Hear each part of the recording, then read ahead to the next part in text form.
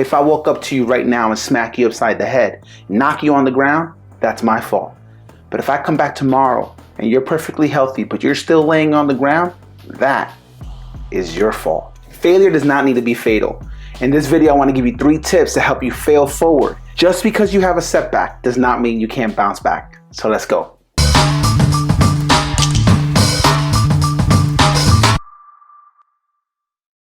When I was in high school, I was at a banquet where the keynote speaker said something that felt like was directed at me. It felt like he looked me right in the eye and he said, if I woke up to you right now and smack you upside the head, knock you on the ground, that's my fault. But if I come back tomorrow and you're perfectly healthy, but you're still laying on the ground, that is your fault. It stuck with me. Here it is, 20 plus years later, and I still remember it like it was yesterday. I still feel him looking at me, and I still feel the vibration of his words. See, the big idea of his message was resiliency, the ability to bounce back, to overcome adversity.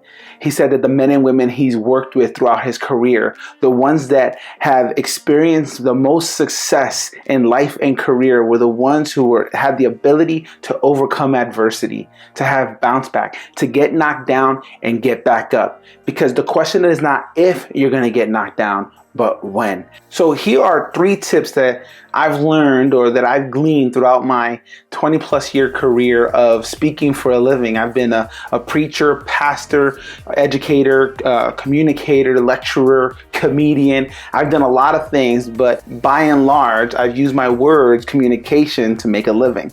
And I've had my fair share of failure, my fair share of bombing on stage, of telling jokes and hearing nothing but crickets. In fact, one time I got booed off of stage.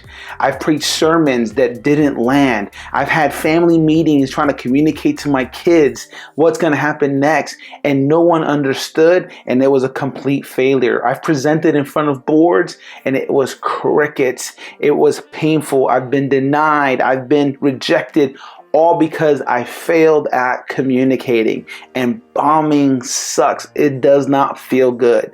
But here are some things that I've learned in my career and in my life of what it looks like and what it takes for me to fail forward. Because it's not if I'm going to fail, but when I fail, when I bomb, how do I take it and learn something so that I fail forward? All right, so tip number 1, take ownership. Take responsibility for what you can take responsibility for. Now, whenever you're on stage speaking to a room of 2 or 2,000, there are a lot of variables, things that you simply can't control. Technology, lighting, sound, camera, internet. At any given point, any one of those things can fail. And it feels horrible when they do. And sometimes it can compromise your ability to communicate effectively, particularly if you're communicating online or in a digital format such as this. So there are always going to be things that are out of your control. But what is within your control? Now, for this particular video, this is the 4th time that I've attempted to shoot this video. The first time, I forgot to plug in my microphone. The second time, I had the microphone plugged in, but I had it in the wrong setting. The third time, I plugged the microphone into the headphone jack instead of the microphone jack. In all 3 instances, after I downloaded the video from the SIM card to my laptop, I noticed that the sound was horrible. And each of those instances, the responsibility was mine. The equipment didn't fail, I did. So whenever you're communicating and you have a bomb session, whenever you sucked it up on stage, you need to ask the question, what was mine that failed? Is it your content? Do you need to understand it more deeply? Do you need to understand your transitions? Do you need your opening line memorized? Maybe your closing arguments or your call to action? Whatever it is, what are those pieces that failed at any point in your communication, in your message, that you can take responsibility for, to say, yeah, I dropped the ball there, I can get better next time. In his book, Good to Great, the author Jim Collins says that in order for you to move from good to great, one of the first steps is for you to confront the brutal facts. So what are the brutal facts that you need to confront about your bomb session? Where did you drop the ball? Unless you confront the brutal facts, you can't move from good to great. Tip number 2, your key takeaways. What were the things that you learned because of your failure? What were the things you learned about yourself? What were some things you learned about your content? What were some things you learned about your audience, right? So for me, when I failed at filming those sessions, I realized that I'm prone to rush. Instead of rushing to hit record, I need to slow down, take a beat, and make sure that I have all my equipment lined up and in the right settings. Secondly, I learned something about my equipment. I learned that there's a difference between mono and stereo on the microphone, right? But in your instance, what can you learn about your content? What can you learn about yourself? What can you learn about your audience? What can you learn about the context that you're speaking in? There's always something to learn. There's always something you can get better at because you learned a lesson when you bombed. Oftentimes, in my experience, I've learned more from failure than I have from success. So what can you learn? Number 3, get quality feedback. Get quality feedback on how you actually did. Now for me, I like to use the lessons I learned from a great book by a woman named Sheila Heen called Thanks for the Feedback. And she says that when you're looking for feedback, you should be looking for 3 types of good quality evaluation and feedback, and that is appreciation, evaluation, and coaching.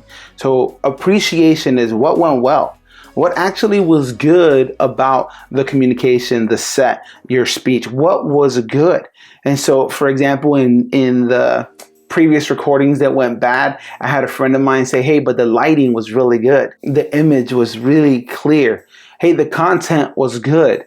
So all of those things were affirming and helped me understand what was good in the failure, even though I didn't see it at the time. Secondly, you also need honest evaluation. How did you actually do, right? Was it an A, a B, a C? Was it an F? How did you actually do? Have them give you honest evaluation. Hey, the lighting was good, but the sound was horrible.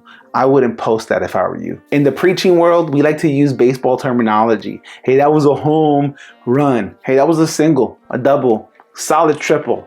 Finally, what are some next steps?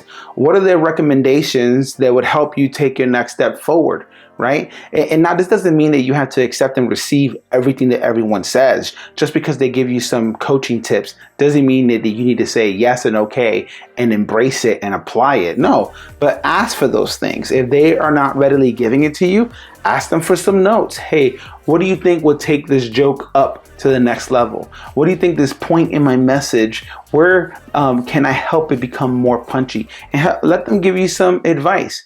A lot of times what I found is that the community that you surround yourself with, they are going to either help you get better or not. And so surround yourself with people who can affirm and appreciate your content, your work, who can give you honest feedback, honest evaluation, and can help give you some coaching tips to help you move the ball forward. They can call you higher. So what do you think? What are some tips that you have on how you can fail forward whenever you bomb on stage? Because the question is not if, it's when.